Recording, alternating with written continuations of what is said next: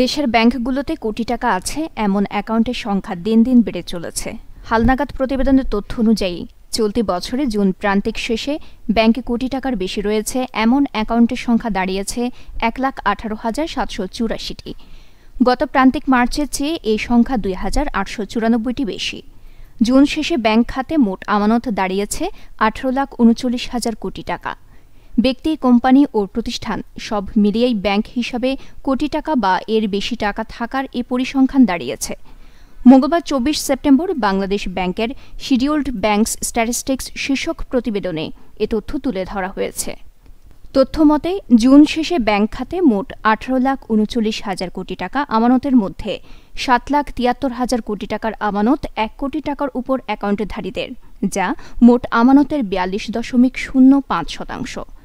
প্রসঙ্গত ২০২০ সালের ডিসেম্বর শেষে কোটি টাকার অ্যাকাউন্টের সংখ্যা দাঁড়ায় ৯৩,৮৯০টিতে। এরপর ২০২১ সালের ডিসেম্বরে বেড়ে তা দাঁড়ায় ১,০১,৯৭৬টিতে এবং ২০২২ সালের ডিসেম্বর পর্যন্ত সেই হিসাবের সংখ্যা ছিল ১,০৯,৯৪৬টি। নিউজ ডেস্ক, দৈনিক পূর্বকোণ।